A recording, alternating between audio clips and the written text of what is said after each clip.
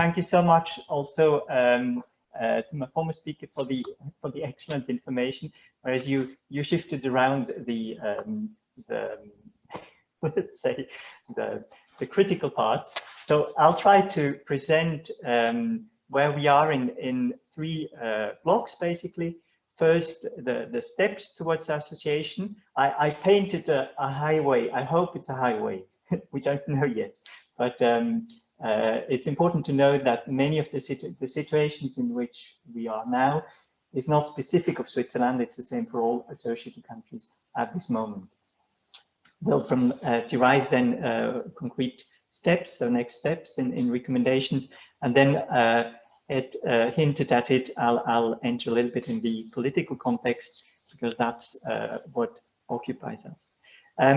As we have quite a big audience, and I guess some of you are complete experts in association and working, some of you might be newer, and as we're always speaking of association, what it means, and the differentiation between if we are going to be associated or not, here a very short reminder what it means to be associated. It means basically that Switzerland on the left pays a contribution to the EU, and so pays to the budget, to the general budget of these programs.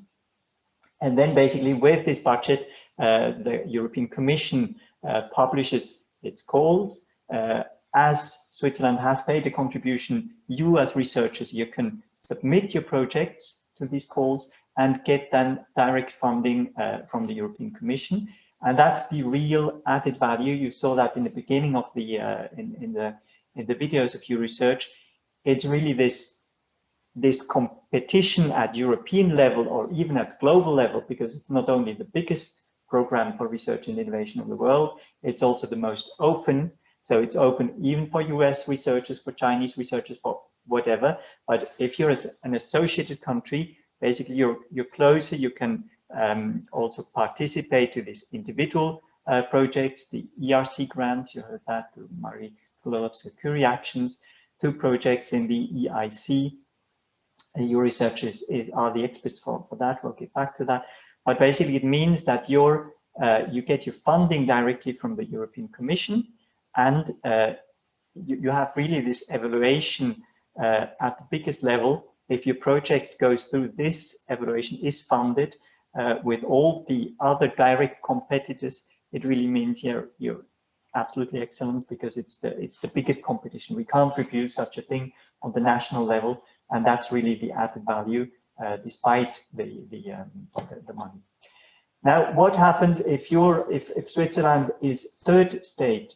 We can still participate in the cooperative projects. In the cooperation projects, you see such an example in the middle of the screen, and basically you have different partners of this consortium in different member states of the European Union, or in associated countries like UK is going to be.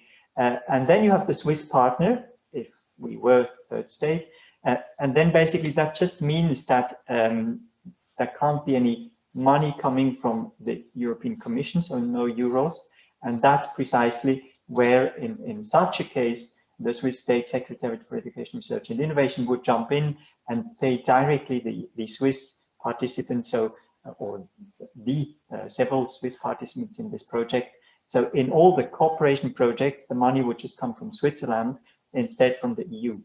But mind you, it's not a good thing, nevertheless, to be not associated, so being third state, because you can't participate in the individual projects, in the single grants. What are the steps? What is the timeline for our association to Horizon Europe? I made that very simple, because normally we have these things in a much more complicated way.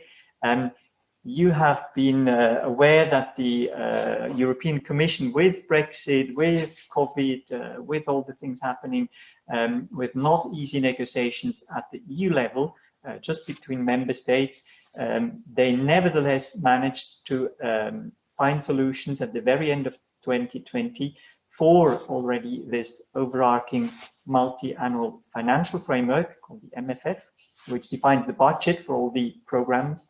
and then subsequent to that, defined also the programs, and Horizon Europe, Euratom, all the different things, we come back to that, are basically not adopted yet, but there's a solution in the so-called trilogue between the European Parliament, the Council, and the European Commission. However, and mind you, this is the little picture beneath. Also, there was a solution for the UK-EU Trade and Cooperation Agreement, which is sort of a free trade agreement, but which includes also the participation of the UK in Horizon Europe as of 2021. Now, actually, the solution is there, but we live in legal states, and this means there's quite a number of formal adoption steps which need to be fulfilled at the EU level. Of course, it all needs now to be translated in, I don't know how many languages. There need to be legal controls, there need to be, then the Council needs to take a decision on it, a formal one. The European Parliament needs to take a decision, then it needs to be published in the European Journal, and basically only then can the program start officially. It will then start retroactively as of 1st of January, but the official start can only happen if all these legal steps are done and the program is published.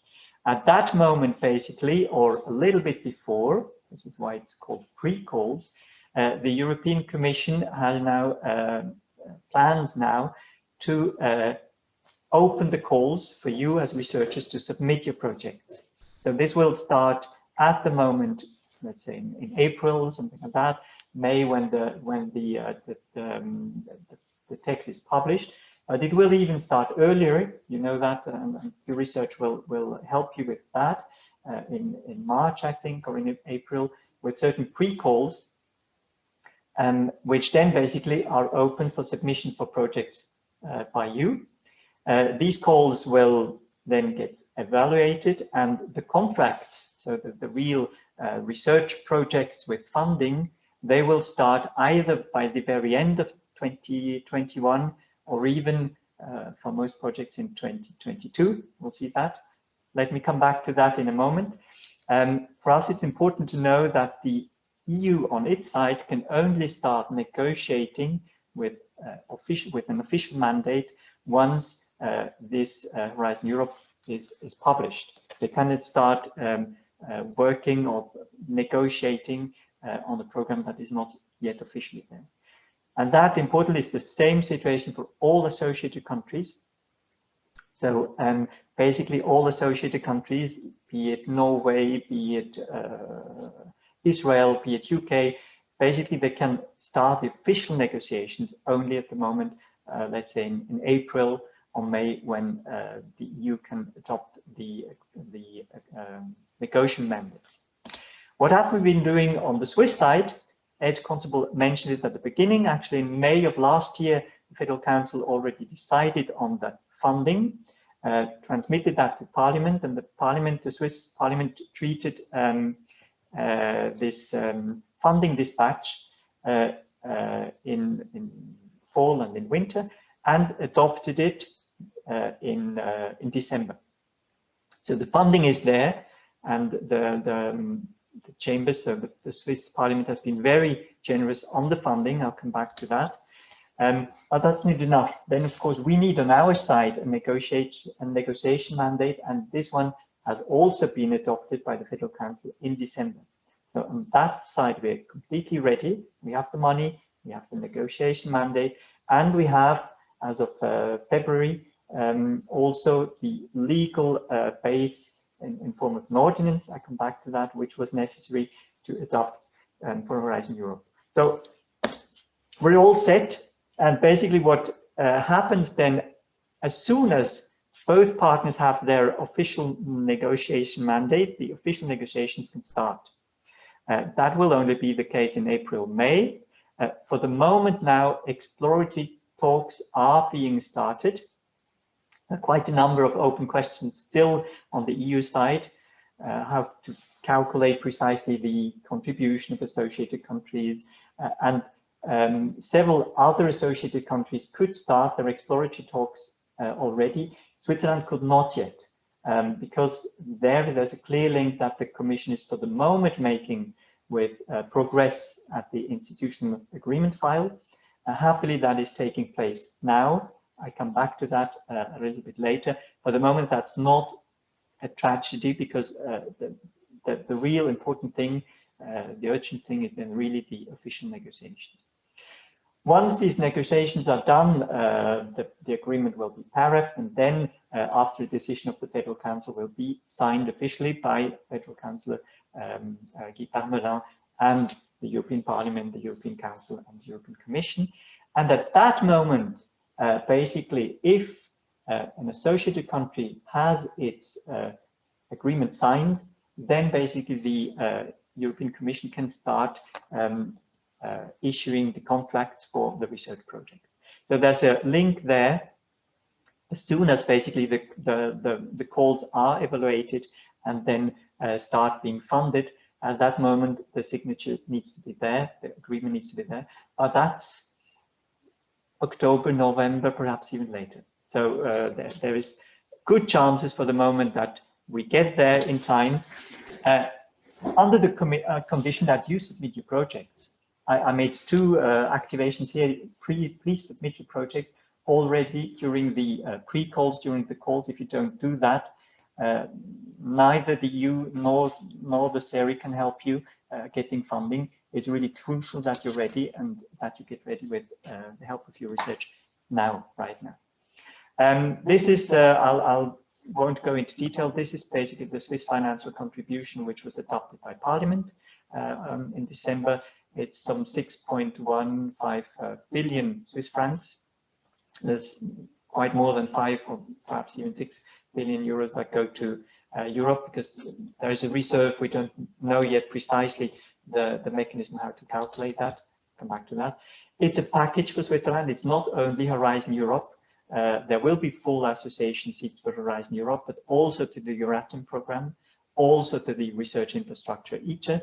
And there's a new program, which you might know, which is the Digital Europe program, where Switzerland seeks association wherever possible. We know that, for instance, the third pillar, cybersecurity, is reserved for member states only, parts of the fifth pillar as well.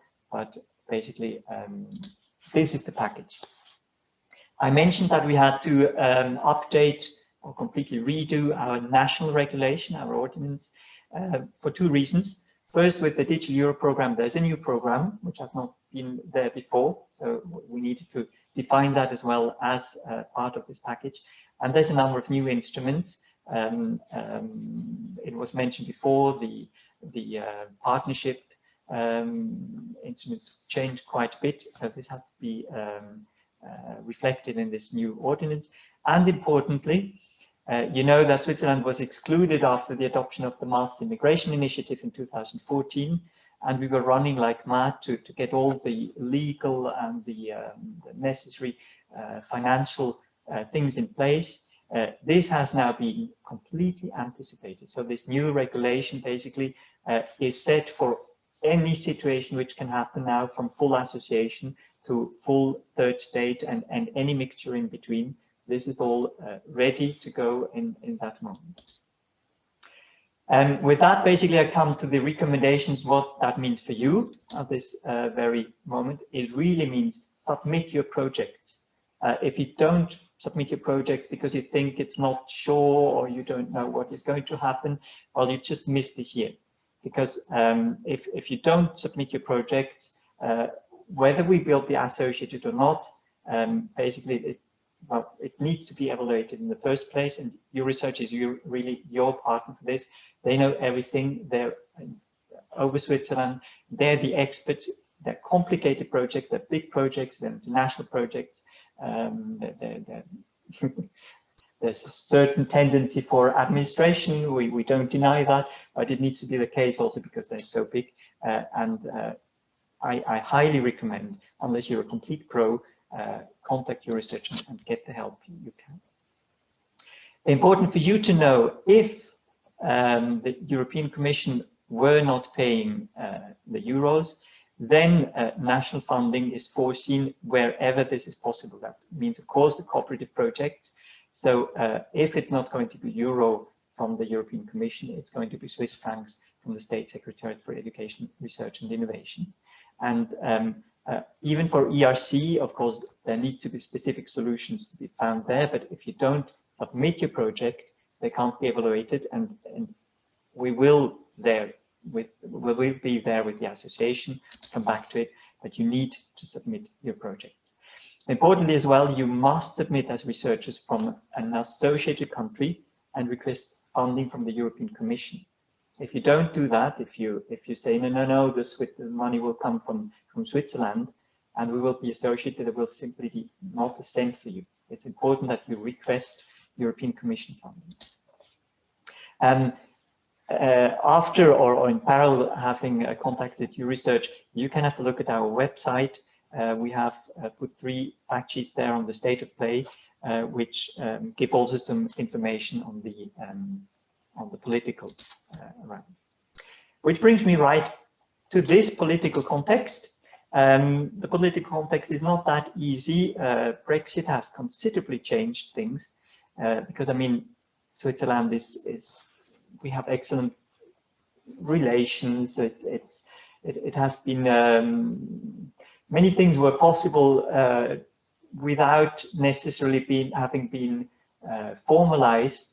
And of course, with the Brexit at the horizon, this was a big threat for the European Union. We have to admit it, we have to face it, that this model of being outside but having access to the market and to programs would become so attractive that basically it poses a threat to the European Union. Of course, there's no threat at all. We see that now with UK, what is happening. And still, basically, many things that were just possible before were no longer possible for Switzerland because the comparison with UK was just all the time here. With that, there was also a clear narrative of EU first. Now the EU looks first for EU, and then all the others come. In our case, you know, there have been long discussions now already going on this institutional agreement, on this institutional framework agreement. I'll come back to that in a minute.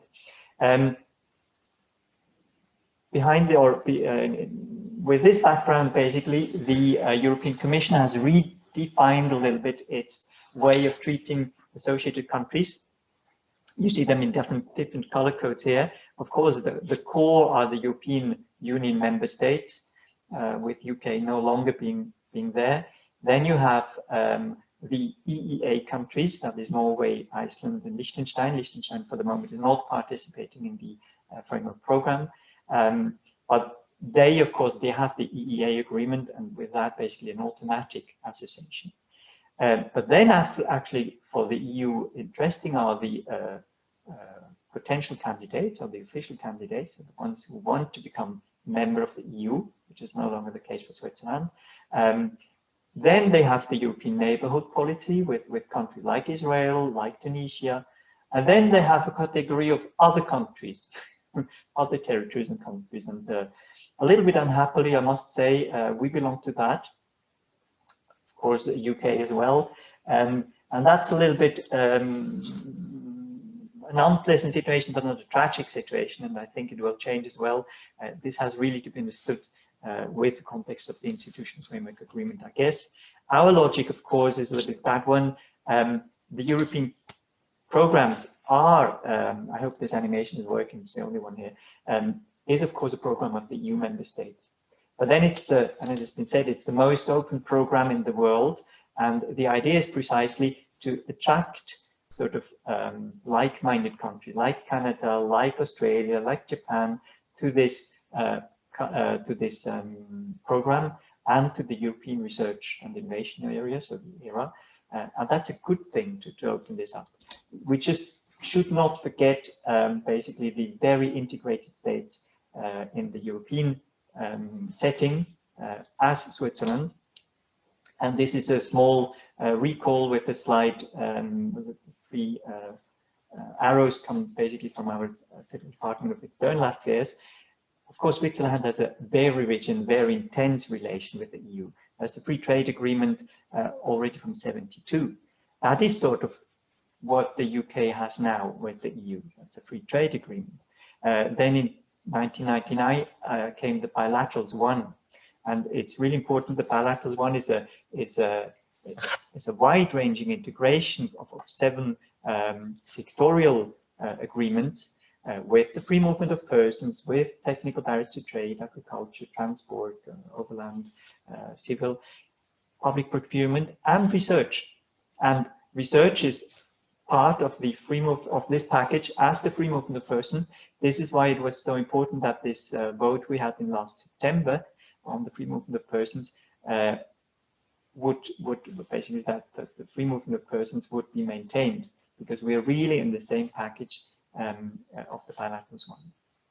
And Switzerland goes with the bilateral, with this and with the bilaterals too, even further than some member states. I mean, Schengen, Dublin is something that is not even present in all member states. So there's a very heavy integration, unless the EEA countries, Norway, Liechtenstein, were the only one with the free movement of persons. So, and research was part of that package. So there will be a way. Importantly as well, this package of the bilaterals one has been bundled on request of the EU. It's not something that was invented. And of course, there are 5 dossiers there which are intimately linked to the EU market, to access to the EU market. And these 5, you see them blue here, these are governed by the future institutional agreement. And only these 5 are specified like that in its Article 2. So there's absolutely no link between our participation in the research program and the institutional agreement currently being discussed. Of course, it's understandable after all the time that went through the European Union is a little bit tired of waiting for Switzerland's reaction on this institutional agreement. That might explain, and understandably explain, some impatience and some actions, but there's really no link, and it might be very counterproductive of making a link with research, because basically it just means that if there's a blockage on research, let me be quite frank, I think the institutional agreement won't go through for sure neither. Sorry, not that the research is that important, but it's really sort of a package that has been defined with guillotine clauses at the time. And basically, if you keep adding things on, that's not constructive. But I'm pretty sure there will be solutions. That something has to happen with the institutional agreement. That's clear for sure.